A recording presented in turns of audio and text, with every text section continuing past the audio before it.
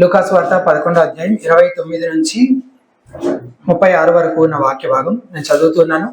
దయచేసి నాతో పాటు అనుకరించే ప్రయత్నం చేయండి. 29వ వచనం, లూకాసు వార్త 11వ అధ్యాయం 29వ వచనం, 11th chapter verse 29.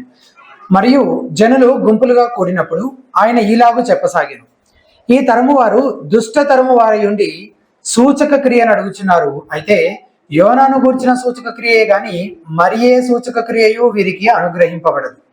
యోనా నినవే పట్టణస్థులకు ఎలాగ సూచనగా ఉండెనో అలాగే మనుష్య కుమారుడు ఈ తరము వారికి సూచనగా ఉండును. దక్షిణ దేశపు రాణి విమర్శ కాలమున ఈ తరము వారితో కూడా లేచి వారి మీద నేరస్థాపన చేయును. ఆమె సొలొమోను జ్ఞానము వినుటకు భూమి అంతముల నుండి వచ్చెను. ఇదిగో సొలొమోను కంటే గొప్పవాడు ఇక్కడ ఉన్నాడు. నినవే మనుషులు విమర్శ కాలమున ఈ తరము వారితో కూడా నిలువబడి వారి మీద నేరస్థాపన చేయుదురు. వారు యోనా ప్రకటన విని మారు మనసు పొందిరి. ఇదిగో యోనా కంటే గొప్పవాడు ఇక్కడ ఉన్నాడు. ఎవడునూ దీపము వెలిగించి చాటు చోటునైనను కొంచెము క్రిందనైనను పెట్టడు గాని లోపలికి వచ్చు వారికి వెలుగు కనబడుటకు దీపస్తంభము మీదనే పెట్టును. నీ దేహమునకు దీపం నీ కన్నే గనుక నీ కన్ను తేటగానుంటే నీ దేహమంతయు వెలుగుమయమై ఉండును. అది చెడినదైతే నీ దేహమును చీకటిమయమై ఉండును. కాబట్టి నీలో నుండి వెలుగు చీకటి అయి ఉండకుండా చూచుకును. ఏ భాగమైనను చీకటి కాక నీ దేహమంతయు వెలుగుమయమైతే దీపము తన కాంతి వలన నీకు వెలుగిచ్చినప్పుడు ఎలాగుండునో అలాగూ దేహమంతయు వెలుగుమయమై ఉండునని చెప్పాను. ప్రార్థన. మహోన్నత దయగల తండ్రి, మేము చదివిన ఈ లేఖన భాగము, ఇందులోని సంగతులు జాగ్రత్తగా మేము గ్రహించినట్లు మీ పరిశుద్ధాత్మ మాకు బోధకుడై ఉండి మాకు దీవెనకరంగాను ఆశీర్వాదకరంగాను ఉంచమని యేసు నామమున స్తుతించి ప్రార్థించి వేడుకుంటున్నాము తండ్రి, ఆమేన్. ఈరోజుటి ప్రసంగాంశం సత్యానికి సరిగ్గా స్పందించడం ఎలా. సత్యానికి సరిగ్గా స్పందించడం. చాలాసార్లు చాలా మంది అడిగే ప్రశ్న, దేవుడు ఉన్నాడు అని మనం అంటే, ఎక్కడున్నాడు దేవుడు? ఎక్కడున్నాడు? దేవుడు ఉన్నాడని నిరూపించు, ఆధారాలతో ఆధారాలు ఏంటో చూపించు, నువ్వు ముందు నిరూపించు, అప్పుడు నేను నమ్ముతాను. దేవుడు అనేవాడు అసలు లేనే లేడు. మన కంటికి కనిపించేవే ఉన్నాయి, కంటికి కనిపించట్లేదు కాబట్టి దేవుడు లేడు అని చాలా మంది అంటూ ఉంటారు కదా. ఇలా అడిగే వాళ్ళని బట్టో ఏమో చాలా మంది క్రైస్తవులు కూడా ఎలాంటి భ్రమలో ఉండిపోతున్నారంటే, దేవుడు ఉన్నాడు అనడానికి కావాల్సినంత ఆధారం చూపిస్తే చాలు, కాస్త బొర్రున్నవాడు ఎవడైనా సరే యేసుప్రభు నమ్మేసుకుంటాడు అని అనుకుంటున్నారు. కానీ అదొక పెద్ద అబద్ధం. రెండే రెండు. ఏంటది? ఒకటి కావలసినంత ఆధారం, ఇనఫ్ ఎవిడెన్స్. రెండవది హ్యూమన్ రీజన్, కాస్త తెలివి, లాజికల్ గా ఆలోచించగలిగే, రీజనింగ్ చేయగలిగే తెలివి ఉంటే ఎవరైనా యేసుప్రభు నమ్మేసుకుంటారు అని అనుకోవడము ఒక పెద్ద మోసము, అబద్ధము. ఎందుకంటే మనిషి తనంతట తానుగా దేవుని తెలుసుకోవడము, దేవుని ఎరగడము, దేవుని దగ్గరికి రావడము సాధ్యం కాదు అని బైబిల్ చెబుతుంది. పాపము మనిషి యొక్క ప్రతి భాగాన్ని ఎంతలా ప్రభావితం చేసిందంటే, దేవుడు తన్ను తాను బయలుపరచుకోకపోతే మనిషి దేవుని చూడలేడు, దేవుని ఎరగలేడు, దేవుని దగ్గరికి రాలేడు అని బైబిల్ చెబుతుంది. కొరింథీయులకు రాసిన 2వ పత్రిక 4వ అధ్యాయం 4వ వచనం మనకు బాగా సుపరిచితమైన వాక్య భాగం. కొరింథీయులకు రాసిన 2వ పత్రిక 4వ అధ్యాయం 4వ వచనం, దేవుని స్వరూపి అయిన క్రీస్తు మహిమను కనపరచు సువార్త ప్రకాశము. ఏ ప్రకాశం అంట? సువార్త ప్రకాశము. వారికి ప్రకాశింపకుండా నిమిత్తము ఈ యుగ సంబంధమైన దేవత అవిశ్వాసులైన వారి మనోనేత్రములకు ఏం కలుగజేస్తుందంట?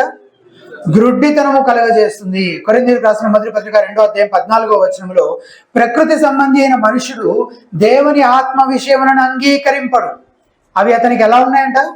వెర్రితనముగా ఉన్నాయంట. దేవుని సంగతులు ఎట్లా ఉన్నాయంట? వెర్రితనముగా ఉన్నాయంట. అవి ఆత్మానుభవం చేతనే వివేచింపదగును కనుక అతడు వాటిని గ్రహింపజాలడు. కాబట్టి ఒక వ్యక్తి పాపము నుంచి విమోచించబడాలి అంటే, క్రీస్తునందు విశ్వాసం ఉంచాలి అని అంటే, కేవలం కావలసినంత ఆధారం మాత్రం ఉంటే సరిపోదు, ఎవిడెన్స్లు ఉంటే సరిపోదు. ఇదిగో ఇవి ఇవి అన్ని ఎవిడెన్సెస్ ఉన్నాయి కాబట్టి, హిస్టారికల్ గా ఎవిడెన్సెస్ ఉన్నాయి, లేకపోతే ఇంకా ఆ ఎవిడెన్స్ ఉంది, ఈ ఎవిడెన్స్, ఇన్ని ఎవిడెన్సెస్ ఉన్నాయి కాబట్టి, లేకపోతే లాజికల్ గా ఆలోచించగలిగే సామర్థ్యం ఉంది కాబట్టి. సైంటిస్టులు అందరూ దేవుని నమ్ముకున్నారా?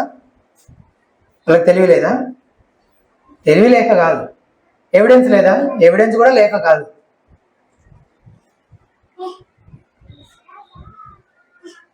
దేవుడే వారి మనోనేత్రములను తెరిచి వారికి మారు మనస్సును, విశ్వాసమును అనుగ్రహించాలి. లేకపోతే దేవుని ఎరగటము, దేవుని తెలుసుకోవడము ఎవరి వల్ల సాధ్యం కాదు.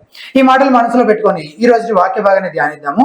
అయితే ఇది గడిచిన వారం యొక్క సందర్భం కొనసాగింపే, సపరేట్ యూనిట్ ఏం కాదు.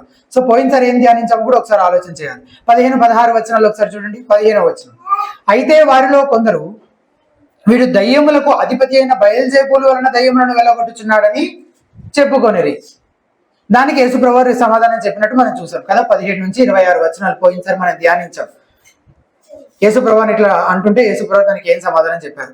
ఇప్పుడు 16వ వచనం చూడండి, మరికొందరు ఆయనను శోధించుచు పరలోకం నుండి ఒక సూచక క్రియను చూపమని ఆయనను అడిగిరి. సో ఇక్కడ రెండు విషయాలు ఉన్నాయి 2 వచనాల్లో. కొందరు ఒక విషయం గురించి అడిగారు, మరికొందరు ఇంకో విషయం గురించి అడిగారు. ఈ కొందరు ఏమంటున్నారు, సాతాను అనుగ్రహించే శక్తి వలన ఈయన దయ్యాలను వెళ్ళగొట్టగలుగుతున్నాడు, బయల్జేబూలు ఉన్నాడు ఇతని వెనకాల అని అన్నదానికి 17-26 వచనాల వరకు సమాధానం చెప్తూ ఉన్నాడు. మధ్యలో ఒక లేడీ ఏం చేసింది, అడ్డుకుందనమాట ఆయన.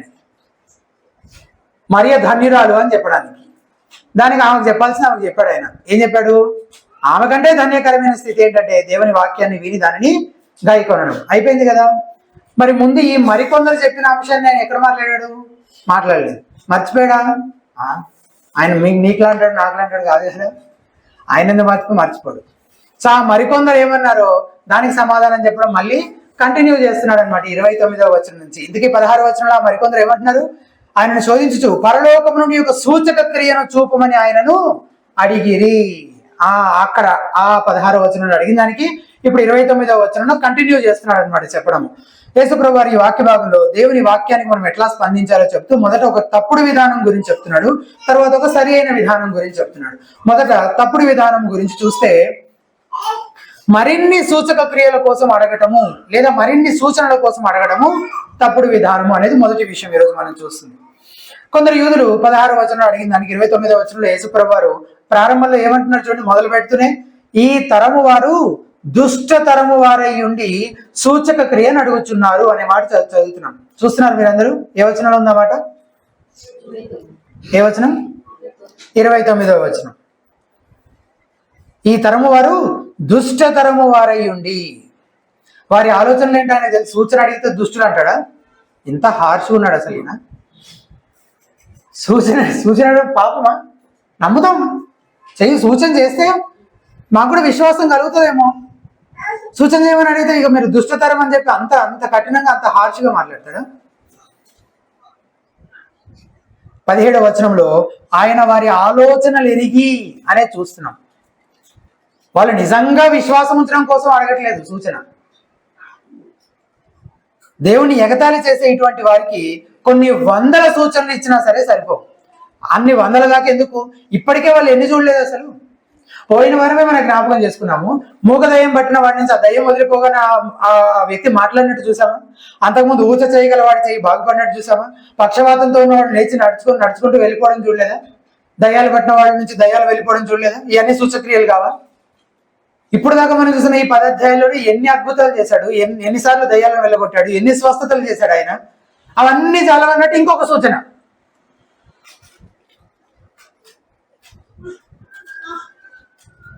ఇలా విశ్వాసం ఉంచకుండా ఇంకా సూచనల కోసం అడగడానికి గల కారణం ఏమై ఉండొచ్చు అంటారు? ఆధారాలు ఇంకా సరిపోవట్లేదా నమ్మడానికి? ఇంకా కారణం మరేదో కాదు, వారి పాపమే. వారి పాప స్వభావం కారణంగా వారు తిరుగుబాటుదారులుగా ఉన్నారు. మారు మనసు పొందడానికి ఏమాత్రం ఇష్టం లేని వారిగా ఉన్నారనమాట. అది సమస్య. ఆధారాలు సరిపోక కాదు. వాళ్ళకి ఎంతసేపు యేసుక్రీస్తు అద్భుతాలు చేస్తే చూడాలన్న ఆశే తప్ప, ఊర్లలో సర్కస్ పెడుతుంటారు కదా, సర్కస్ పిల్లలకి ఎట్లుంటుంది, ఎప్పుడెప్పుడు వెళ్ళాలి ఎప్పుడెప్పుడు చూడాలి అన్నట్టుంటారు. అట్లా వీళ్ళకి కూడా యేసుప్రభువు అద్భుతాలు చేస్తా ఉంటే అదొక షో లాగా వీళ్ళు వెళ్ళి చూడాలి ఎట్లా జరుగుతుందో, ఏం చేస్తున్నాడో అన్న తాపత్రయం మాత్రమే. కానీ నిజంగా వాళ్ళలో వారి పాపాన్ని గురించిన పశ్చాత్తాపం కానీ సత్యాన్ని అంగీకరించి దానికి లోబడే స్వభావం కానీ వారిలో ఎంత మాత్రము.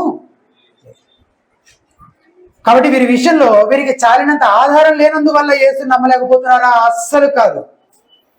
వీరికి కొదవైంది ఆధారాలు కాదు, మారు మనస్సు. అందుకే యేసుప్రభువు ఏమంటున్నారు చూడండి ఒకసారి 30వ వచనంలో, అయితే యోనాను గూర్చిన 29వ వచనం కంటిన్యూ చేస్తున్నాను. అయితే యోనాను గూర్చిన సూచక క్రియయే గాని మరి ఏ సూచక క్రియయు వీరికి అనుగ్రహించబడదు. ఒకే ఒక్క సూచన, ఇక ది అల్టిమేట్ వన్. ఇక అది దాటిన తర్వాత ఇక వేరే సూచనలు ఏముండవు. ఇక ఒకే ఒక్క సూచన, అది తప్ప మరి ఏ సూచన ఇంకెవరికి అనుగ్రహించడం. 30వ వచనం ఏంటా సూచన? యోనా నినవే పట్టణస్థులకు ఎలాగో సూచనగా ఉండెనో అలాగే మనుష్య కుమారుడును ఈ తరం వారికి సూచనగా ఉండును. ఆయన ఏం అడుగుతున్నారు, ఈయన ఏం చెప్తున్నాడు? అంతా ఆయన ఒక సూచన చూపించని అడిగింది, అంతే కదా. దానికి యోనా దగ్గరికి పోయి మళ్ళీ మనుష్య కుమారుడు అని చెప్పి అన్ని ఏంటంటో కనెక్ట్ చేసేసి మొత్తానికి సూచన అంటున్నాడు మళ్ళీ ఫైనల్ గా. ఇంతకీ యోనాను కూర్చిన సూచక క్రియ అంటే ఏంటి, లేదా యోనానే ఎట్లా నినివే ప్రజలకు సూచనగా ఉన్నాడు అనేది ఈ వాక్య భాగంలో మనకి స్పష్టంగా లేదు. కానీ మత్తయి ఆ ఒక్క వచనాన్ని మధ్యలో యాడ్ చేశాడు అనమాట. ఇదే కాంటెక్స్ట్ మధ్యలో ఒక వచనం యాడ్ చేశాడు. మత్తయి స్వార్త 12వ అధ్యాయం 40వ వచనం చూడండి ఒకసారి. మత్తయి స్వార్త 12వ అధ్యాయం 40వ వచనం. యోనా ఎట్లా సూచనగా ఉన్నాడు నినివే ప్రజలకి, మనుష్య కుమారుడు ఎట్లా సూచనగా ఉన్నాడు యోనాకు లాగా. 40వ వచనం. యోనా 3 రాత్రింబగళ్ళు తిమింగలము కడుపులో ఎలాగుండెనో అలాగు మనుష్య కుమారుడు 3 రాత్రింబగళ్ళు భూగర్భములో. ఈ సూచన ఏంటి?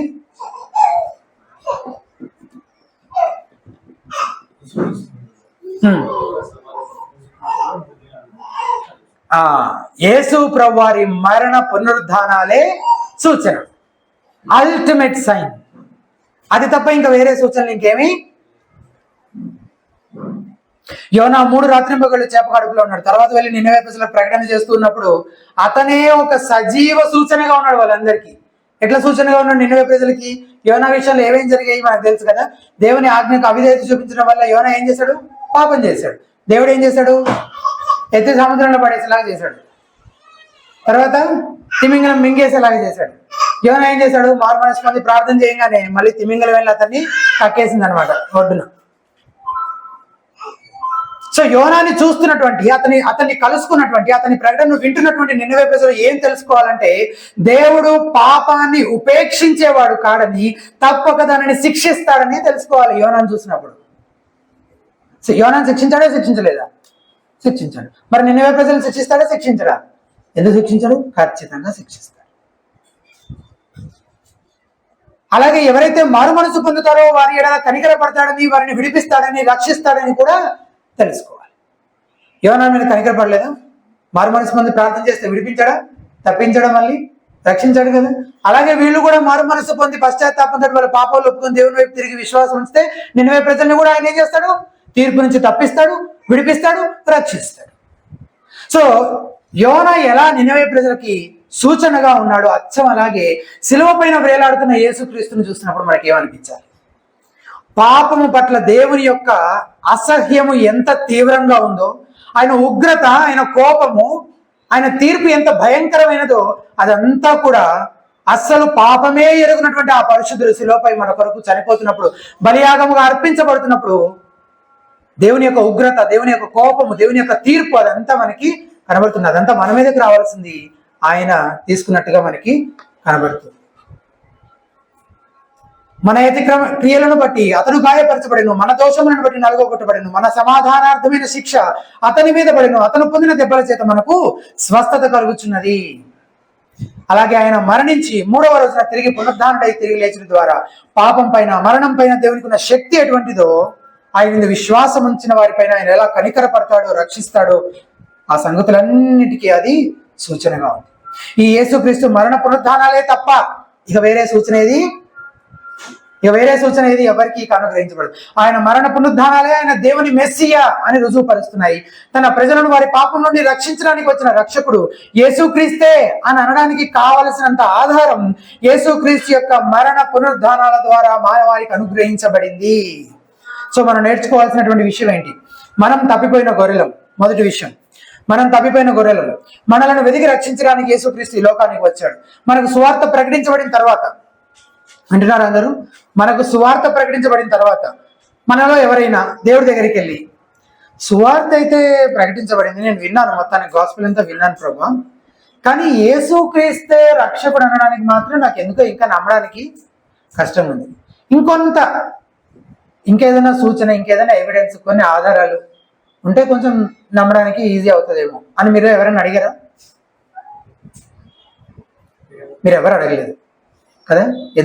ఎందుకో తెలుసా? ఎందుకంటే ఆయనే రక్షకుడు అని అర్థం చేసుకోవడానికి కావలసినంత ఆధారం సువార్తలోనే ఉంది. కాబట్టి మనం సువార్త ప్రకటించినప్పుడు ఏం ప్రకటిస్తున్నాం? యేసు ప్రభు వారి జనన, మరణ, పునరుత్థానాల గురించి ప్రకటిస్తున్నాము. సో అవన్నీ ఏం చేస్తున్నాయి?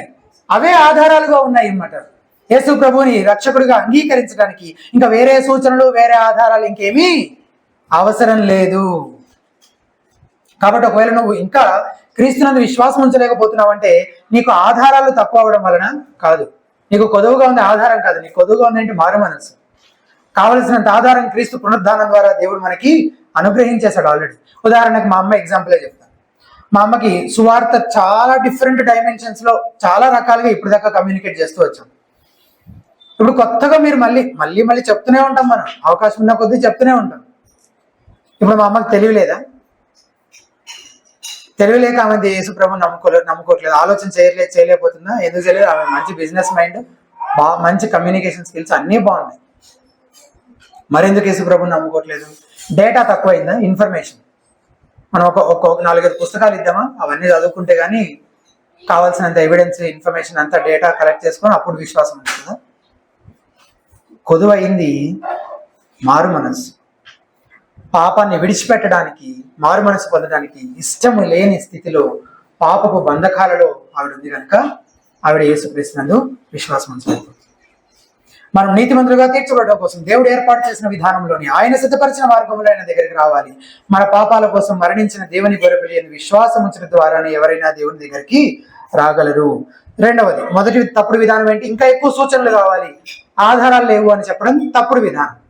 రెండవది సరి అయిన విధానం ఏంటి? మన అవుట్లైన్ లో నెంబర్ 2, మారు మనసు పొంది క్రీస్తునందు విశ్వాసం ఉంచడం.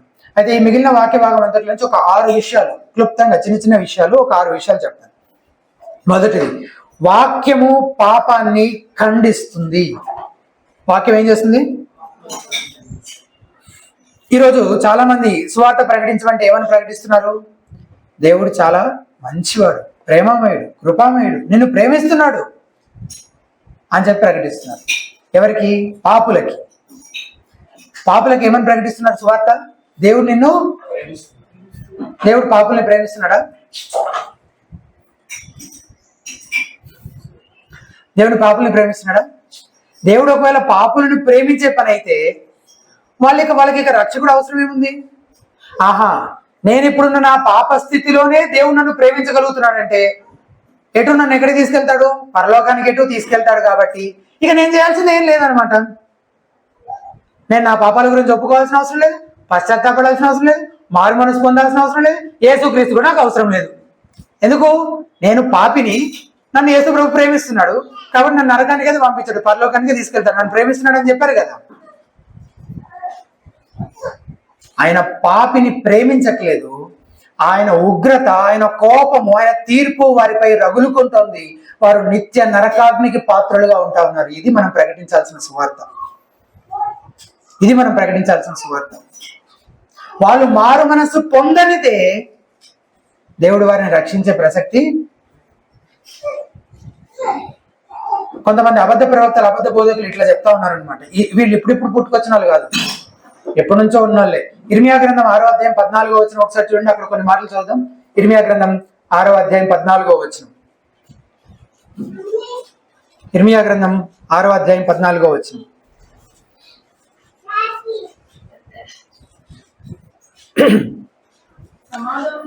సమాధానము లేని సమయమున సమాధానమని చెప్పుచు నా ప్రజలకున్న గాయమును పైన మాత్రమే బాగు చేయుదురు. Same words 8th chapter 11th verse లో కూడా ఉన్నాయి. మళ్ళీ చదువుదాం, చాలా ప్రాముఖ్యమైన మాట. 8వ అధ్యాయం 11వ వచనం. సమాధానము లేని సమయమున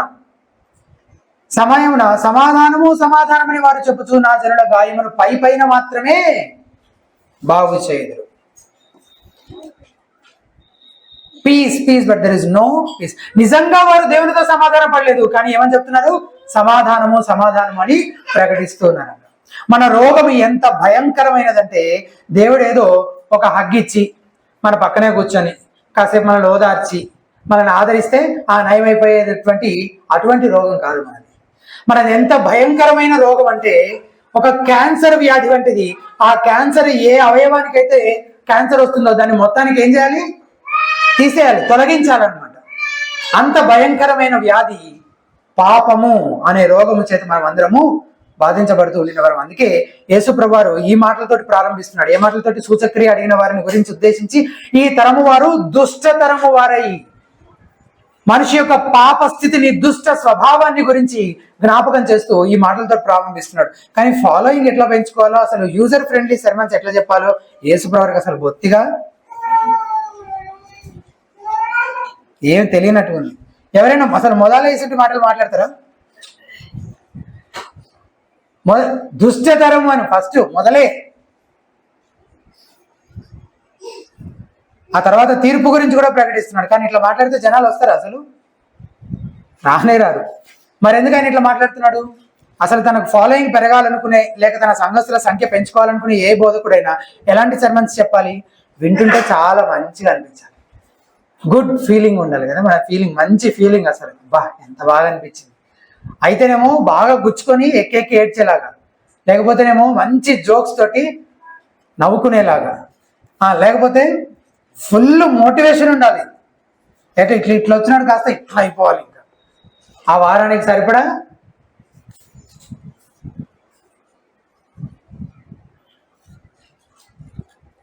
ఆ పాస్టర్ అసమానం పాపము మారు మనసు అని అరుస్తా ఉంటాడు. బా బోరింగ్ అని కొందరు అనుకుంటారు. ఇంకొందరు అయ్య గారు అబ్బో ఎంతసేపు వాక్యం వాక్యం వాక్యం, ఆ వచనం దీవంటాడు, ఈ వచనం దీవంటాడు, వచనాలు వచనాలే, ఎంతసేపు వాక్యం వాక్యం వాక్యం, గంటనే 2 గంటలు చెప్తాడు అమ్మ ప్రసంగం. ఇంకా అయ్య గారు అయితే ఎక్కడో బయట దేశాలకు పోయి కూడా చదువుకొని వచ్చినట్టే ఏవేవో సిద్ధాంతాలు చెప్తుంటాడు. అసలు ఆయన చెప్పేది ఎవరికైనా అర్థమైద్దో లేదో. ఎంతసేపు సంతోషం, ఆనందం, ఆశీర్వాదం, స్వస్థత, అద్భుతాలు, వీటి గురించి కదా చెప్పాల్సింది అంటే అస్సలు కాదు. యేసుప్రభువు వారు తన మొదటి వ్యాఖ్యలోనే వారి పాపస్థితిని జ్ఞాపకం చేస్తున్నాడు. ఆయనే సువార్త ప్రకటించే విషయంలో మనందరికీ మాదిరి. ఈ రోజుల్లో పరిచర్య సక్సెస్ ని ఎట్లా కొలుస్తున్నారు? సంఖ్యను బట్టి, సంఖ్యతో కొలుస్తున్నారు. ఒక స్థానిక సంఘం బాగా ఎదిగి 100ల సంఖ్యలో ప్రజలు ఆ సంఘానికి వెళ్తున్నారంటే ఇక సంఘాన్ని కట్టే ఆ విషయంలో ఇక ఆ పాస్టర్ గారు ఒక రోల్ మోడల్ అయిపోతాడు అనమాట. ఓకే, చర్చ్ ప్లాంటింగ్ లేదా చర్చ్ గ్రోత్ విషయంలో హౌ టు సక్సెస్ అని ఒక బుక్ రాశాడు ఆయన ఇంప్లిమెంట్ చేసిన పద్ధతులు, విధానాలన్నీ రాసుకుంటూ కొన్ని సెమినార్స్ కండక్ట్ చేశారనమాట. అన్సక్సెస్ఫుల్ పాస్టర్స్ ఉంటారు కదా, వాళ్ళందరూ వచ్చి ఈయన దగ్గర నేర్చుకోవాలి.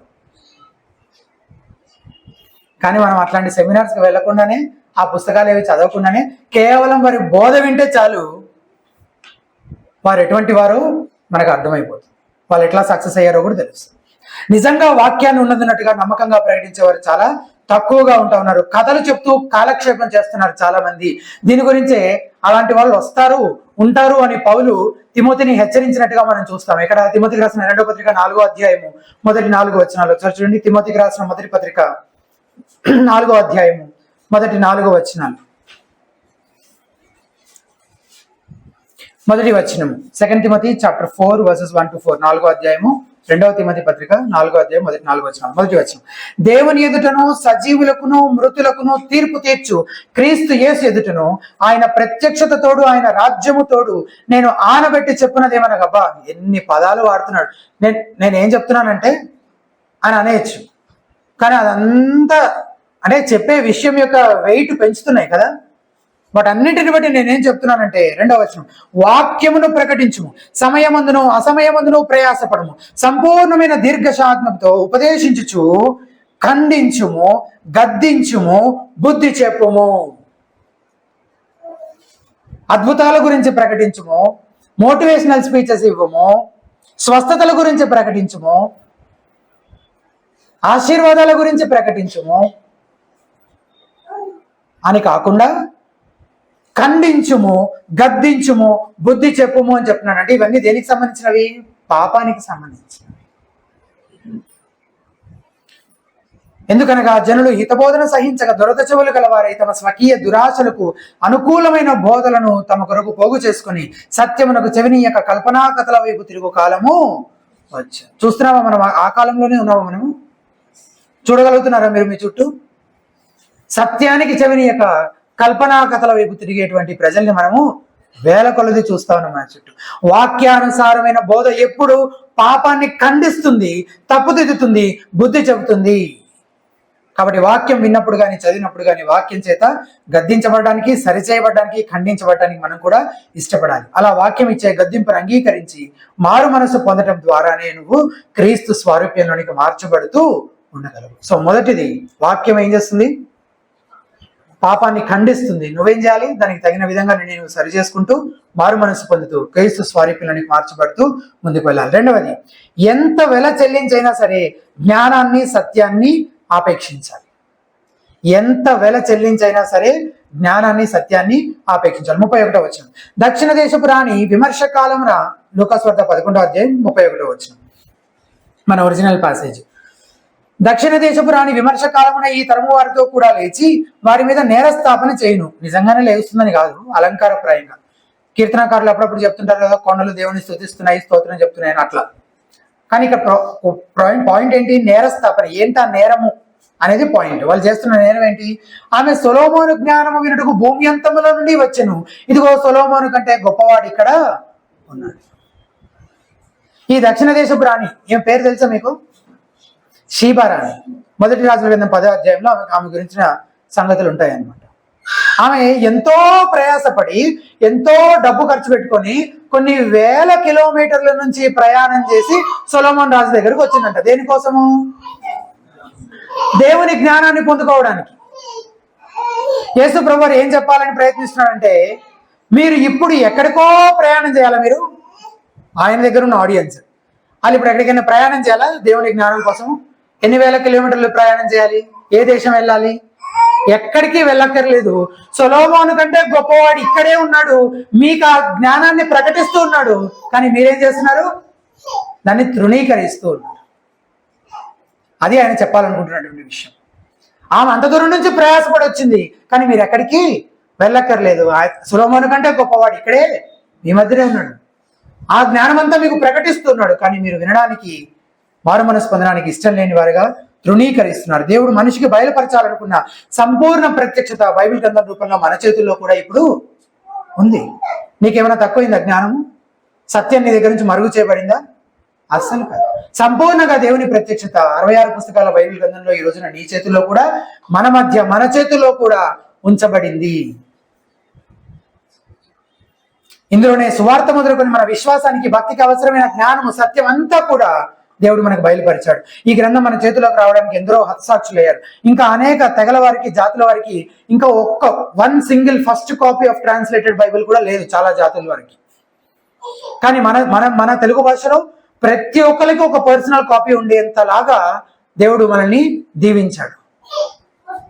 మనము అనుదినము దాన్ని ధ్యానిస్తున్నామా? కీర్తనాకారుడితో పాటు వేల కొలది వెండి బంగారు నాణెముల కంటే నీవు ఇచ్చిన ధర్మశాస్త్రము నాకు మేలు అని చెప్పగలుగుతున్నామా?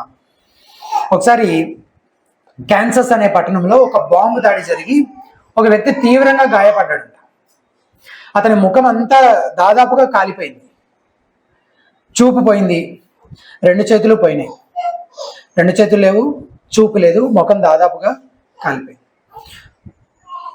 కొద్ది రోజుల క్రితమే, కొంతకాలం క్రితమే అతను యేసు ప్రభువుని నమ్ముకున్నాడు. అతను కాస్త కోలుకున్నాక అతను అత్యంత ఎక్కువగా బాధపడిన విషయము అతను ఇక బైబిల్ చదవలేడన్న సంగతి తెలుసుకోండి. సరే, అట్లా కొంతకాలం బాధపడుతుంటే ఇంగ్లాండ్లో ఒక అమ్మాయి బ్రెయిలీలో ఉన్న బైబిల్ని తన పెదాలతో స్పృశించి చదువుతోంది అని తెలుసుకున్నాడు. బ్రెయిలీ ఎట్లుంటుందో తెలుసా? బ్రెయిలీలో బైబిల్ ఉంది, అది కొంచెం ఇట్లా దేనితోనైనా పొడిచినట్టు ఉబ్బుగా ఇట్లా పైన ఇట్లా చేత్తో తగులుతూ ఉంటాయి అనమాట మనం చేయి పెడితే. బ్రెయిలీ చదివే వాళ్ళు మీరు ఎప్పుడైనా చూడండి, వాళ్ళు ఇట్లా పేపర్ మీద వాళ్ళ ఫింగర్స్ ఇట్లా మూవ్ చేస్తూ చదువుతారు అనమాట. ఇట్లా బొడుపుల్లాగా పైకి వచ్చి ఉంటాయి అనమాట అవన్నీ. అవి ఇట్లా కదిలిస్తుంటే వాళ్ళ స్పర్శతోటి వాళ్ళు అక్షరాలను చదువుతూ ఉంటారు అనమాట. చిన్నపిల్లల డ్రాయింగ్ బుక్స్ లో పిన్స్ లాగా ఉంటాయి కదా, దాని మీద ఇట్లా ఫింగర్ పెడితే మనకు కనిపిస్తూ ఉంటుంది, అట్లా ఉంటుంది బ్రెయిలీ. ఆమె ఏం చేస్తుంది? ఆమె కూడా చూపు లేదు, చేతి స్పర్శ కూడా ఆమెకు తెలియట్లేదేమో, కానీ ఆమె పరిస్థితి ఎట్లా ఉందో తెలియదు. కానీ ఆమె ఏం చేస్తుంది? ఆ బైబిల్, బ్రెయిలీలో ఉన్నటువంటి ఆ బైబిల్ కాగితాలని ఇట్లా పెదాల మీద ఇట్లా ఇట్లా ఇట్లా ఇట్లా ఇట్లా మోనిస్తూ చదువుకుంటుంది బైబిల్. ఆ విషయం ఇప్పుడు ఈ వ్యక్తికి తెలిసింది. క్యాన్సస్ పట్టణంలో ఉన్న ఈ గాయపడిన ఈ వ్యక్తి తెలుసు. పాపం ఇతను కూడా బ్రైలీలో బైబిల్ సంపాదించుకొని ఆ బైబిల్ని ఇట్లా పెట్టుకొని చదవదామని ప్రయత్నిస్తుంటే అతని ముఖం చాలా ఎక్కువగా కాలిపోవడం వల్ల ఈ పెదాల మీద ఉన్న నరాలు కూడా దెబ్బతిని ఆ స్పర్శ తెలియట్లేదు, అక్షరాలు ఐడెంటిఫై చేయడం కష్టం అవుతుంది అతనికి. సమూహం మొత్తానికి ఆ పేపర్లో ఇట్లా పెట్టుకొని చదువుతున్నప్పుడు అతని నాలుక దానికి తగిలి నాలుకతో అతని స్పర్శ తెలుస్తుంది. నాలుకతో ఎందుకు ప్రయత్నించకూడదు అని నాలుకతోటి ప్రయత్నం చేస్తే అతను చదవగలుగుతున్నాడు. ఈ విషయము బయట జనాలందరికీ తెలిసే లోపు అతను తన నాలుకతో 4 సార్లు బైబిల్ అంతా చదివేశాడంట.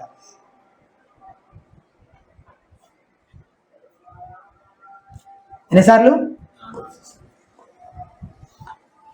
రెగ్యులర్ గా బైబిల్ చదవకుండా ఎగ్గొట్టడానికి మనం ఎటువంటి సాకులు చెప్తున్నామో మళ్ళీ మనము ఆలోచించుకోవాలి. మన రక్షణకి, మన విశ్వాసానికి, భక్తికి కావలసినంత జ్ఞానం అంతా ఎక్కడుంది? పరిశుద్ధ గ్రంథంలోనే ఉంది. కాబట్టి ఎంత వెల చెల్లించైనా సరే దాన్ని మనము ఆపేక్షించాలి, కోరుకోవాలి, హత్తుకోవాలి. అదే మన నడుస్తున్నప్పుడు మన దారికి వెలుగు, దీపము వాక్యమే. ఆ సత్యము సహాయం లేకుండా మనం మన విశ్వాస యాత్రని కొనసాగించడము సాధ్యపడదు. 3వ విషయము, దేవుడు ఎలాంటి వారినైనా మార్చగలడు కనుక పాపములు ఒప్పుకొని దేవునికి విధేయత చూపించాలి. దేవుడు ఎలాంటి వారినైనా మార్చగలడా? 32వ వచనం చూడండి ఒకసారి. నినవే మనుషులు విమర్శ కాలమున ఈ తరము వారితో కూడా నిలవబడి వారి మీద నేరస్థాపన చేయుదురు. వీళ్ళు కూడా విమర్శిస్తారంట. ఏ నేరాన్ని బట్టి? వారు యోనా ప్రకటన విని మారు మనస్సు పొందిరి. ఇదిగో యోనా కంటే గొప్పవాడు ఇక్కడ. యోనా నినవే వెళ్ళడానికి మొదట నిరాకరించాడు కదా. తెలుసా మీకు? యోనా స్టోరీ తెలిసిన వాళ్ళందరికీ తెలుస్తుంది. ఎందుకు? వాళ్ళు అశూరియులు. వాళ్ళు ఇజ్రాయేల్ ప్రజల్ని ఎంత ఇబ్బంది పెట్టారు, ఎంత బాధ పెట్టారంటే వాళ్ళకు అసలు దేవుని మాటలు, మారు మనసు గురించి ప్రకటించడం కానీ, వాళ్ళు మారు మనసు పొందడం కానీ, రక్షించబడ్డం కానీ అస్సలు ఇష్టం లేదు యోనాకి. కాబట్టి నేను వెళ్ళనంటే వెళ్ళనన్నట్టుగా ఉన్నాడు అనమాట. దుర్మార్గులు, దేవుడు లేని ప్రజలు, క్రూరులు, ఇజ్రాయేల్ నాశనం కోరుకునే ప్రజలు. కాబట్టి దేవుడి సంగతులు వాళ్ళకి నేను చెప్పను, నేను ప్రకటించను. కానీ దేవుడు ఏం చెప్పాడు? వెళ్ళాల్సిందే. వెళ్ళాడు. ఫైనల్ గా వెళ్ళాడు, ప్రకటించాడు. ఇతను ఏదైతే జరగకూడదు అనుకున్నాడు అదే జరిగిపోయింది. ఏం జరిగిపోయింది? ప్రకటించగానే వాళ్ళందరూ ఏం చేశారు? మారు మనసు పొందారు. తీరా దేవుని తీర్పు, దేవుని యొక్క శిక్ష వాళ్ళ మీదకి ఏదైతే రావాల్సి ఉందో దేవుడు వాళ్ళని శిక్షించకుండా విడిచిపెట్టేశాడు. నినవే రాజు సైతం గోనె పట్ట కట్టుకుని తన పాపాన్ని బహిరంగంగానే ఒప్పుకున్నట్టు మనము యోనా గ్రంథంలో చదువుతాం. ఇందులో నుండి మనం నేర్చుకోవాల్సిన విషయం, ఒక వ్యక్తి ఎంత పాపాత్ముడైనా సరే అతను దేవుని వాక్యాన్ని విని అతని మీదకి రాబోతున్న దేవుని తీర్పు గురించి, ఉగ్రత గురించి తెలుసుకొని యేసు క్రీస్తునందున్న కృప కనికరములను కావాలనుకొని క్రీస్తునందు యథార్థంగా విశ్వాసం ఉంచితే అతని జీవితాన్ని, అతన్ని దేవుడు తప్పక మారుస్తాడు. అటువంటి అవకాశం ప్రతి ఒక్కరికి ఉంటది. పలానా వ్యక్తి ఇంత ఘోర పాపి, ఇంత దుర్మార్గుడు, ఇంత దుష్టుడు, వీడు రక్షించబడే అవకాశమే లేదు అసలు అని ఎవరి గురించి మనం అనుకోవచ్చునా? వాళ్ళది ఎంత గొప్ప దుర్మార్గత అయినా మన ప్రభు శక్తి అంతకంటే గొప్పది. రోమపత్రిక 1వ అధ్యాయం 16వ వచనంలో, సువార్తను గూర్చి నేను సిగ్గుపడువాడను కాను, ఎలయనగా నమ్ము ప్రతివానికి, మొదట యూదునికి గ్రీసు దేశస్తునికి కూడా రక్షణ కలుగజేయుటకు అది దేవుని శక్తి అయి ఉన్నది. ఏదంటే దేవుని శక్తి? ఏది దేవుని శక్తి? అది అంటే ఏది? సువార్త. ఎంత విగ్రహారాధికుడైనా, ఎటువంటి వాడైనా సరే శక్తి నీలో ఉందా? మార్చగలిగే శక్తి నాలో ఉందా? ఎవరిలో ఉంది? సువార్తలోనే ఉంది.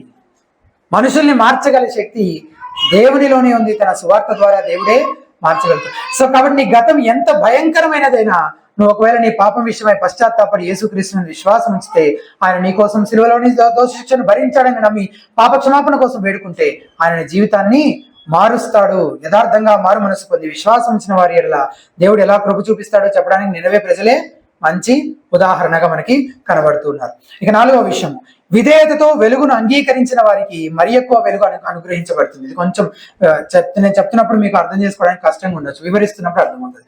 విధేయతతో వెలుగును అంగీకరించిన వారికి, దేన్ని అంగీకరించిన వారికి? వెలుగును అంగీకరించిన వారికి మరి ఎక్కువ వెలుగు అనుగ్రహించబడుతుందంట. 33వ వచనం చూడండి ఒకసారి. ఒక పారబుల్ చెప్తున్నాడు 33 నుంచి 36లో. ఏంటి ఆ పారబుల్? ఎవడును దీపము వెలిగించి చాటు చోటునైనను కొంచెము క్రిందనైనను పెట్టడు గాని లోపలికి వచ్చే వారికి వెలుగు కనబడటకు దీపస్తంభము మీదనే. పాత రోజుల్లో ఇజ్రాయేల్, ఇప్పుడు యేసుప్రభు టైంలో దాకా మనం వెళ్ళకపోయినా కొన్ని సంవత్సరాలు వెనక్కి వెళ్తే మనకి మన ఇంట్లో కరెంట్ ఎలక్ట్రిసిటీ లేని రోజుల్లో ఏం జరిగేది, లాంతర్లు పెట్టుకునే వాళ్ళం చీకటి ఉన్నప్పుడు కదా. లాంతర్ ఎక్కడ తగిలించేవాళ్ళు, కోళ్ళు కమ్మేసే గంప కింద పెట్టుకునే వాళ్ళ, మరి మంచం కిందన, మరి ఎక్కడ పెట్టుకునే వాళ్ళు, మీరు ఎక్కడ పెట్టుకునే వాళ్ళు చెప్పండి. టేబుల్ పైన పెట్టుకునేవాళ్ళు, ఏదైనా ఎత్తు మీద పెట్టుకునేవాళ్ళు. కరెక్ట్. పైన ఒకవేళ ఏదైనా ఉంటే కనుక దానికి ఒక మేకో లేదంటే ఎవరో కొట్టి దానికి ఆ లాంతర్ తగిలించుకునేవాళ్ళు అనమాట. సో ఎవడును దీపము వెలిగించి చాటు చోటు మీద కొంచెం కింద పెట్టడు కానీ ఎక్కడ పెడతాడంట, లోపలికి వచ్చే వారికి వెలుగు కనబడే దీపస్తంభం మీదనే పెట్టిన. యేసు ప్రభువారు చెప్పాలనుకున్న అత్యంత ప్రాముఖ్యమైన సంగతులు ఈ ఉపమానంలో ఉన్నాయి.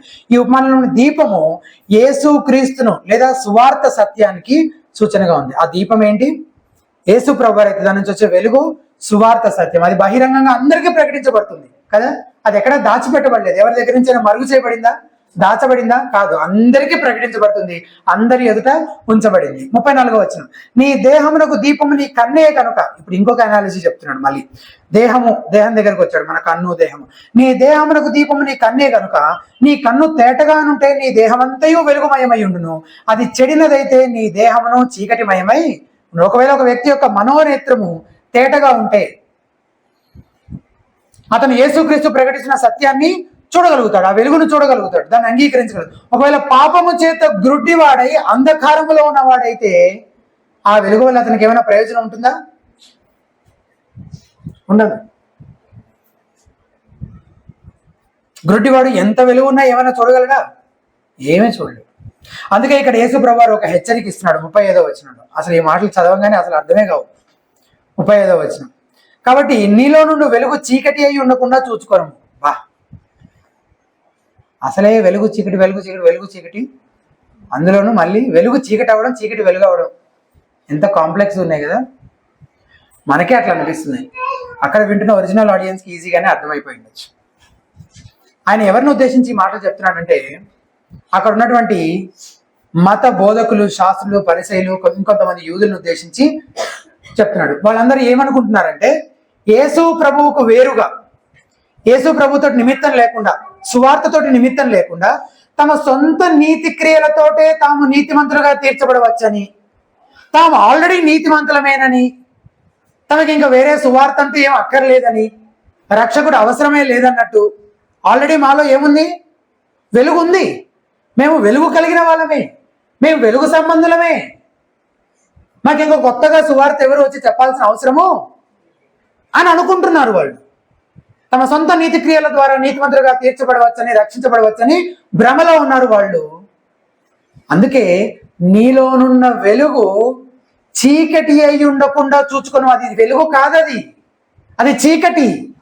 నువ్వు భ్రమలో ఉన్నావు కాబట్టి అసలు నిజంగా వెలుగేనా కాదా చూచుకొనుము అని చెప్తున్నాడు. ఒక చిన్న ఉదాహరణ చెప్పిన, రోమన్ క్యాథలిక్ చర్చ్ వాళ్ళు ఉంటారు కదా, వాళ్ళ దగ్గరికి వెళ్ళి వాళ్ళకి ఒకవేళ సువార్త సరిగ్గా అర్థం కాని వాళ్ళే దాదాపుగా ఉంటారు కదా, మీకు కూడా తెలుస్తుంది వాళ్ళతో కొంచెం మాట్లాడితే నిజంగా వాళ్ళు రక్షించబడ్డారా కాదా.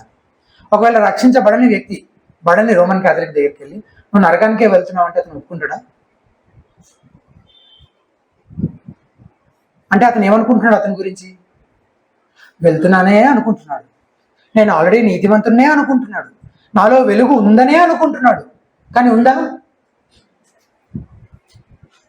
అలాంటి భయంకరమైన స్థితిలో కొన్ని వందల మంది ఉన్నారు మన చుట్టూ. ఎంత ఎంత ప్రాముఖ్యమైన హెచ్చరిక కదా ఇది. నీలోనున్న వెలుగు, చూడండి 35వ వచనం, నీలో నుండి వెలుగు చీకటి అయి ఉండకుండా, ఆ వెలుగు నిజంగా యేసు క్రీస్తు ప్రభువారి నుంచి వచ్చిన ప్రకాశమైన సువార్త ప్రకాశమైన. నీకు నిజంగా సువార్త అర్థమైందా? నిజంగా నువ్వు మారు మనసు పొందావా, తిరిగి జన్మించావా, లేదా ఇంకా ఏవేవేవో కారణాలను బట్టి నేను నమ్మేసుకున్నాను కాబట్టి పరలోకానికి వెళ్ళిపోతున్నానన్న భ్రమలో నీవు ఉన్నావా? ఇది ఒక భయంకరమైన హెచ్చరిక. ఒకవేళ యేసుక్రీస్తు ద్వారా దేవుడు నీకు అనుగ్రహిస్తున్న వెలుగును నువ్వు పొందుకుంటే, నువ్వు వెలిగించబడి ఉంటే, ఒకవేళ ఆయన ద్వారా దాన్ని నువ్వు అంగీకరించి ఉంటే, మారు మనసు పొందుంటే, అప్పుడు నీకు ఆ వెలుగు మరి ఎక్కువగా సంపూర్ణంగా అనుగ్రహించబడుతుందంట. అబ్బా, దీన్ని మెడిటేట్ చేస్తున్నప్పుడు నేను ఎంత సంతోషిస్తున్నానంటే, ఎంత గొప్ప సత్యము, ఎంత సింపుల్ వర్డ్స్ లో యేసుప్రభువారు ఎంత చక్కగా వివరించారనిపించింది. 36వ వచనం చూడండి ఒకసారి, ఏ భాగమైనను చీకటి కాక ఏంటంట? లాంతరు పెడతాం కదా, పెట్టినప్పుడు గదిలో సగం వరకే వెళ్తురు వచ్చి మిగిలిన సగం అంతా చీకటిగా ఉంటుందా? ఉండదు. పెట్టామంటే ఇల్లంతటికి వెలుతురు వస్తుంది కదా. వెలుగు, ఆ వెలుగు ఎంతవరకు వెళ్ళగలుగుతుందో అంత దూరము వెళ్ళిపోతుంది. ఇంట్లో ఉన్న మూలమూలలకి ఇల్లంతా వ్యాపిస్తుంది అది కదా. 36వ వచనం మొదటి మాటలు మళ్ళీ చూడండి. ఏ భాగమైనను చీకటి కాక నీ దేహమంతయు వెలుగుమయమైతే దీపము తన కాంతి వలన నీకు వెలుగిచ్చినప్పుడు ఎలాగుండునో అలాగు దేహమంతయు వెలుగుమయమై ఉండునని చెప్పాను. అంతయు, అంతయు అనే మాటలు ఉన్నాయి చూసారా.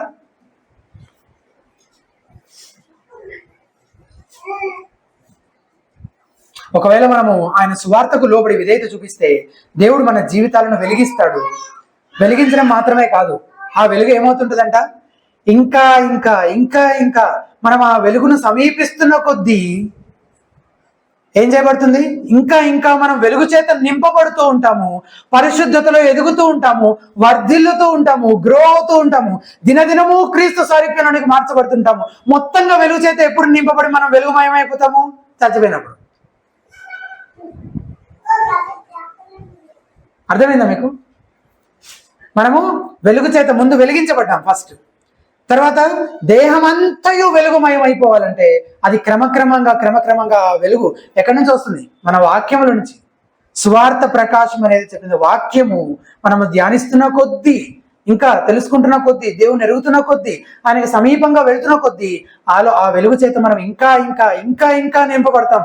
మన జీవితంలోని అన్ని పరిస్థితుల్లోకి దేవుని వాక్యము, దేవుని సత్యము వెళ్ళిపోతుంది. అన్ని విధానాలు, అన్ని పరిస్థితుల్లో అన్ని నిర్ణయాలు దేవుని ప్రీతిపరిచే విధంగానే చేసుకోవాలని, దేవుని కొరకే నిలబడాలని, దేవుని కొరకే కమిట్మెంట్ తీసుకోవాలని, సత్యం కోసమే నిలబడాలని, రాజీ పడకూడదని పరిశుద్ధతలో ఇంకా ఇంకా ఎదుగుతూ ఉంటాము. ఆ వెలుగు చేత ఇంకా ఇంకా మనము నింపబడుతూ అంతిమంగా క్రీస్తు సారూప్యానికి మార్చబడుతూ ఆ నిత్య మహిమలోనికి మనము ప్రవేశిస్తాం. ఎంత గొప్ప సత్యం కదా. ఒకసారి వెలిగించబడడం కాకుండా ఇంకా ఇంకా దాని చేత మనం ఇంకా నింపబడుతూ వెళ్తూ ఉంటాం. అటువంటి స్థితిలోనే మనం ఉన్నామా? దేవుని వాక్యము రెండు, ఒక గొప్ప భాగ్యము, ఒక గొప్ప బాధ్యత, రెండు ఉన్నాయి. ఒకటి, దేవుని వాక్యాన్ని అసలు వినగలగడం, చదవగలగడమే గొప్ప భాగ్యం. మీ మనోనేత్రాలను ఎవరు తెచ్చారు? ఆ వెలుగును చూడగలిగేలాగా ఎవరు చేశారు మీకు? దేవుడే. గొప్ప భాగ్యము. లేకపోతే దేవుని వాక్యాన్ని మనం వినగలిగేవారమా, అంగీకరించగలిగేవారమా? ఒక గొప్ప బాధ్యత. వినడం మాత్రం సరిపోదు, ఏం చేయాలి? దానికి లోబడాలి, విధేయత చూపించాలి. ఒకవేళ మనం విధేయత చూపిస్తే దేవుడు మన జీవితాలను వెలిగిస్తాడు. ఇంకా ఇంకా ఎక్కువగా మనం వెలుగు చేత నింపబడుతూ ఉంటాం. అంత మాత్రమే కాదు, పాపాంధకారంలో ఉన్న ఇతరులపై కూడా మన ద్వారా తన వెలుగును ప్రసరింపజేస్తాడు. ఇప్పుడు నేను వెలిగించబడ్డాను, నాలో దేవుని వెలుగు ఉంది, నా పక్కన ఉన్నవాడు అంధకారంలో ఉన్నాడు. ఈ వెలుగు ఏమవుతుంది? కొంచెం అతని మీద కూడా పడుతుంది అనమాట, కొంచెం కొంచెంగా. అంటే నేనేం చేస్తాను? సువార్త చెప్తాను. దేవుడు నన్ను ఏం చేస్తున్నాడు? నాలో ఉన్న వెలుగుని వాడుకొని నా పక్కన వారిని కూడా వెలిగిస్తున్నాడు. ఎంత గొప్ప అవకాశం, ఆధిక్యత కదా. దేవుడు మనల్ని అలా కూడా వాడుకోవడానికి ఇష్టపడుతున్నాడు. 5వ సత్యము, వెలుగును తృణీకరించే వారికి నిత్య తీర్పే గతి. నాకు ఈ వెలుగు అక్కర్లేదు, నేను ఈ అంధకారంలోనే ఉంటాను, నాకు ఈ చీకటే బాగుంది, నాకు ఈ పాపమే బాగుంది, నేను ఇందులోనే ఎంజాయ్ చేస్తూ ఇట్లనే బ్రతుకుతాను అని ఎవరైనా అంటే నిత్య తీర్పే వాళ్ళ గతి. యేసు క్రీస్తును ఆయన ప్రకటిస్తున్న సత్యాన్ని తృణీకరిస్తున్న వారి మీదకి రాబోయే తీర్పు గురించి ఈ మనం పైన చదివిన వాక్య భాగం 2 సార్లు తీర్పు దినాన తీర్పు అనే ప్రస్తావన మనం చదివాం కదా. ఈ వెలుగును తృణీకరించిన వారు తప్పక దేవుని తీర్పును ఎదుర్కొంటారు. దేవుడు ఈ సృష్టి ద్వారాను మనస్సాక్షి ద్వారాను సమస్త ప్రజలకు తాను బయలుపరుచుకుంటున్నాడు. కానీ వాళ్ళు అంగీకరిస్తున్నారా? అందరూ అంగీకరించట్లేదు. రోమా 1:21 ఇట్లా చెప్పబడింది, వారు దేవునిని ఎరిగియూ ఆయనను దేవునిగా మహిమపరచలేదు. దేవుడిని ఎరిగియూ దేవుడిని మహిమపరచలేదు. కృతజ్ఞతాస్తుతులు చెల్లింపను లేదు. తమ వాదములు ఎందుకు వ్యర్థులేది, వారి అవివేక హృదయము అంధకారం అయ్యను.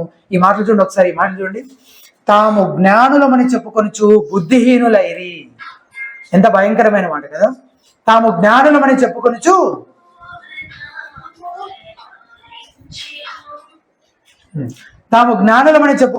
బుద్ధిహీనులైరి. పుట్టిన ప్రతి మనిషి దేవుని ధర్మశాస్త్రానికి వ్యతిరేకంగాను తన మనస్సాక్షికి వ్యతిరేకంగాను నడుచుకుంటున్నాడు, పాపం చేస్తున్నాడు. కాబట్టి దేవుని తీర్పు నుంచి తప్పించుకోవాలనుకునే ప్రతి ఒక్కరికి రక్షకుడు అవసరము. దేవునికి నిండు వందనాలు, కృతజ్ఞతలు చెల్లించాలి. ఆయనే మన కొరకు ఒక రక్షకుడిని పంపించాడు. ఆయన ఎవరో కాదు, యేసుక్రీస్తు ప్రభువారు కదా. సో అదొకటే మార్గము. ఆ వెలుగును తృణీకరించే వారందరికీ నిత్య శిక్షే వారి అంతిమ గతి. సో చివరికి ఆరవదిగా రక్షణకు ఏకైక మార్గమైన యేసుక్రీస్తునందే మనము విశ్వాసం ఉంచాలి. ఇందాక యేసు చెప్పిన ఉపమానంలో దీపము యేసుక్రీస్తును లేదా ఆయన ప్రకటిస్తున్న సువార్తను సూచిస్తుందని చెప్పాను కదా. అది దీపస్తంభంపై ఉంచబడింది. అంటే ఏంటి అర్థము? అందరికీ ప్రకటించబడుతుంది, అందరూ చూడగలుగుతున్నారు, అందరూ తెలుసుకునే అవకాశం ఉంది, యాక్సెస్ ఉంది. యేసుక్రీస్తు యోనా కంటే, సొలొమోను కంటే గొప్పవాడు. ఆయన మరణ పునరుద్ధానాలే ఆయన దేవుడు పంపిన మెస్సియా అనడానికి గుర్తు, సూచన. The one ultimate sign. అక్కడే కదా మనం మొదలు పెట్టాం. ఏంటి ఆ సూచన? ఒకే ఒక సూచన, అది తప్ప ఇంకేది మీకు అనుగ్రహించబడదు. ఏంటి ఆ సూచన? యేసుక్రీస్తు ప్రభువారి మరణ పునరుత్థానాలు. పౌలు క్రీస్తు పునరుద్ధానం గురించి వివరిస్తూ ఏమన్నాడు ఒకసారి ఆ మాటలు చదువుదాము. కొరింథీయులకు రాసిన మొదటి పత్రిక 15వ అధ్యాయము 12 నుంచి ఉన్నటువంటి మాటలు. కొరింథీయులకు రాసిన మొదటి పత్రిక 15వ అధ్యాయము 12 నుంచి ఉన్నటువంటి మాటలు. ఎంత ప్రాముఖ్యమైన మాటలు అంటే 12వ వచనం నేను చదువుతున్నా. 1 Corinthians 15:12 15వ అధ్యాయం 12వ వచనం. క్రీస్తు మృతులలో నుండి లేపబడి ఉన్నాడని ప్రకటింపబడుచుండగా, ఒక పక్క ప్రకటించబడుతుంటే మీలో కొందరు మృతుల పునరుద్ధానం లేదని ఎట్లా చెప్పుచున్నారు? ఏమంటారంటే కొంతమంది మృతుల పునరుద్ధానం అసలు లేదంటున్నారు. కానీ క్రీస్తు మృతుల నుంచి లేపబడండి అంటే క్రీస్తు మృతులలో నుంచి లేపబడటానికి మృతులు పునరుద్ధానం చెందడానికి ఏముంది? సంబంధం ఉంది. 13వ వచనం. మృతుల పునరుద్ధానము లేని ఎడల క్రీస్తు కూడా లేపబడి ఉండలేదు, మరియు క్రీస్తు లేపబడి ఉండని ఎడల మేము చేయు ప్రకటన. చూస్తున్నారా మీరు అందరూ? మేము ప్రకటించేదంతా ఏంటి? వ్యర్థం, waste. It is in vain. మీ విశ్వాసమును వ్యర్థమే. దేవుడు క్రీస్తును లేపనని ఆయన గురించి మేము సాక్ష్యము చెప్పి ఉన్నాము కదా. మృతులు లేపబడని ఎడల దేవుడు ఆయనను లేపలేదు గనుక మేమును దేవుని విషయమై అబద్ధపు సాక్షులుగా ఆగపడుచున్నాము. మేము చెప్పినంత ఏమైపోయింది? అప్పుడు అబద్ధం అయిపోతుంది. మేము చెప్పిన సాక్ష్యం అబద్ధ సాక్ష్యం అవుతుంది. 16వ వచనం. మృతులు లేపబడని ఎడల క్రీస్తు కూడా లేపబడలేదు. క్రీస్తు లేపబడని ఎడల మీ విశ్వాసము వ్యర్థమే, మీరు ఇంకనూ మీ పాపములోనే ఉన్నారు. అంతేకాదు క్రీస్తునందు నిద్రించిన వారును నశించిరి. ఈ జీవితకాలం మట్టుకే మనము క్రీస్తునందు నిరీక్షించిన వారమైన మనుషులందరికంటే మనము దౌర్భాగ్యులమై, అసలు యేసు క్రీస్తు పునరుద్ధానం అనేది లేకపోతే మనకు నిరీక్షణ అనేదే లేదు. మన విశ్వాసం వ్యర్థం, మన ప్రకటన వ్యర్థం, మనం ఇంకా మన పాపంలోనే ఉన్నాము, ఇంకా మనం దౌర్భాగ్యమైన స్థితిలోనే. మన క్రైస్తవ విశ్వాసం అంతా క్రీస్తు మరణ పునరుద్ధానాలపైనే ఆధారపడింది. The doctrine of resurrection. ఎంత ప్రాముఖ్యమైనటువంటి వాక్యము బోధించే సత్యం. ఒకవేళ మనం ఆయనను చూడకుండా దేవుని ఉగ్రత నుంచి తప్పించుకోవడానికి ఆయన దగ్గరికి పరిగెత్తకపోతే సమస్య మన కళలోనే ఉంది, వెలుగులో కాదు. వెలుగులో ఏమైనా సమస్య ఉందా? అది మన దగ్గర నుంచి దాచిపెట్టబడిందా? సమస్య ఎవరి దగ్గర ఉంది? మనిషిలోనే ఉంది. అతని పాప స్వభావం, అతని పతన స్వభావమే అతను మారు మనసు పొందకపోవడానికి, విశ్వాసం ఉంచలేకపోవడానికి కారణం కనుక ప్రభువా మా కన్నులను తెరువుము, మమ్మల్ని తిరిగి జన్మింపజేయుము, నీ సత్యాన్ని, నీ వెలుగుని చూడగల కన్నులు మాకు అనుగ్రహించుము, నీ సత్యాన్ని అంగీకరించగలిగినట్లు మారు మనసు పొందేలాగా, విశ్వాసం ఉంచగలిగేలాగా మా ఎట్లా కృప చూపించమని వేడుకోవాలి. మరి ఎవరి వలననూ రక్షణ కలగదు, ఈ నామముననే మనము రక్షణ పొందవలను, కానీ ఆకాశం కింద మనుషులలో ఇవ్వబడిన మరి ఏ నామమున రక్షణ పొందలేము అని అపోస్తల కార్యాల గ్రంథం 4వ అధ్యాయం 12వ వచనంలో చదువుతాం. చివరిగా ఒక చిన్న ఉదాహరణ చెప్పి నేను ముగిస్తాను. నాకు తెలిసిన ఒక తమ్ముడికి నేను ఒకసారి సువార్త చెప్తున్నాను తమ్ముడికి, ఒక తమ్ముడికి, మా తమ్ముడికి కాదు. సువార్త చెప్తూ ఉంటే నువ్వు యేసు ప్రభువుని నమ్ముకున్నావా అని అడిగితే అతను లేదు నమ్ముకోలేదు అన్నాడు. ఎందుకు? ఎందుకంటే నాకు కొన్ని డౌట్స్ ఉన్నాయి, కొన్ని క్వశ్చన్స్ ఉన్నాయి, కొన్ని ప్రశ్నలు ఉన్నాయి. సరే ఏంటో అవేంటో ఒకసారి నాకు కూడా చెప్తే నేను ఏమైనా నీకు హెల్ప్ చేయగలుగుతానేమో, ప్రయత్నం చేస్తాను అని అడిగితే కొన్ని విషయాలు చెప్తా వచ్చాడు. వాటి అన్నిటికీ నేను ఆన్సర్ చేశాను. ఫైనల్గా అతను ఏమంటున్నాడంటే, ఇప్పుడు నేను యేసుక్రీస్తుని నమ్ముకుంటే నేను పరిశుద్ధంగా జీవించాలి, బైబిల్ చెప్పినట్టు వినాలి, పాపం చేయకూడదు, సినిమాలు చూడకూడదు, ఇంకా వేరే ఏమీ చేయకూడదు. అందుకే నేను అట్లాంటి కమిట్మెంట్ చేయడానికి ఇంకా నేను రెడీగా. సో అప్పుడు ప్రాబ్లం ఏంటి? ఎవిడెన్స్ ప్రాపర్ సరిపోయిన ఇనఫ్ ఎవిడెన్స్ లేకపోవడం కాదు, కావాల్సినంత ఆధారం డేటా తక్కువ అవడం కాదు, లేకపోతే అతను ఆలోచించలేకపోవడం కూడా కాదు. చాలా మంది యేసుక్రీస్తుని నమ్ముకోకపోవడానికి కారణం కావాల్సినంత ఆధారం లేకపోవడం కాదు, మారు మనసు పొందడానికి ఇష్టం లేకపోవడం. నువ్వు పరిశుద్ధమైన దేవునికి వ్యతిరేకంగా పాపం చేశావని గుర్తెరిగి నీ మంచి పనులు నీ పాపం కోసం చెల్లించాల్సిన మూల్యాన్ని చెల్లించలేవని గ్రహిస్తే అప్పుడు నీకు రక్షకుడు అవసరము అన్న సంగతి నువ్వు తెలుసుకోవాలి. యేసుక్రీస్తే ఆ రక్షకుడు. మనిషి తన పాపాలకు తాను భరించాల్సిన శిక్షను యేసు శిలువలో తనపై వేసుకున్నాడు. నువ్వు నీ పాపం నుండి తిరిగి యేసుక్రీస్తునందు విశ్వాసం ఉంచితే నువ్వు దేవుని వెలుగు చేత నింపబడతావు. లేని ఎడల ఆయన తీర్పుకు, నిత్య నరకాగ్నికి గురి కావాల్సి ఉంటుంది. సో దేవుడు అటువంటి వెలుగు చేత ఒకవేళ మనల్ని వెలిగించుంటే అందును బట్టి ఆయన కృతజ్ఞతలు తెలియజేద్దాం. అలాగే ఆ వెలుగు చేత ఇంకా ఇంకా మనం నింపబడుతూ ముందుకు వెళ్ళే కృపను, ధన్యతను మనకు అనుగ్రహించమని ప్రభువును వేడుకుందాం. పరిశుద్ధతలోను, భక్తిలోను, విశ్వాసములోను మనం ఇంకా ఎదుగుతూ ముందుకు వెళ్ళాలి. దేవుని వాక్యాన్ని మనము ఆ విషయంలో ఆశ్రయించాల్సి ఉంటుంది, దాన్ని హత్తుకోవాల్సి ఉంటుంది, దానికి లోబడవలసి ఉంటుంది అనే సంగతులన్నీ మనం జ్ఞాపకం చేసుకున్నాం. ఆ విషయంలో మనం ఎట్లా ఉన్నాము, దేవుని వాక్యానికి మనం ఎంత ప్రాధాన్యతనిస్తున్నాము, నిజంగా పరిశుద్ధతలో మనం ఎదుగుతున్నామా, నిజంగా వెలుగు మనకు అనుగ్రహించబడిన వెలుగు విషయంలో మనం ఇంకా ఇంకా ఇంకా ఎక్కువగా దాని చేత నింపబడుతూ ఉన్నామా మళ్ళీ మనం పరిశీలించుకుందాము.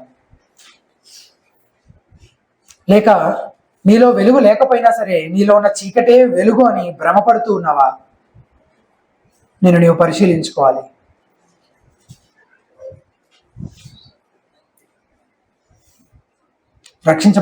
రక్షణ పొందని వారైతే ప్రభా మా మనోనేత్రములు తెరిచి మీ వెలుగును మేము చూడగలిగినట్లు, మీ సత్యాన్ని మేము అంగీకరించినట్లు, మిమ్మల్ని మేము నమ్ముకొని వెంబడించినట్లు, పాపక్షమాపణ పొందుకున్నట్లు, తీర్పు నుంచి తప్పించబడినట్లు మా ఏడలో కూడా కృప చూపించి ప్రభా అని వేడుకొనవచ్చు.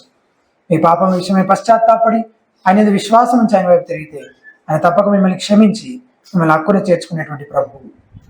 ఒకవేళ మీరు విశ్వాసులయ్యి ఇప్పటికే వెలిగించబడి ఉంటే మీరు అంగీకరించిన సత్యం విషయంలో, ఆ జ్ఞానము విషయంలో మీరు ఎదుగుతూ ఉన్నారా, వెలుగు చేత నింపబడుతూ ఉన్నారా, మిమ్మల్ని మీరు పరిశీలించుకోండి.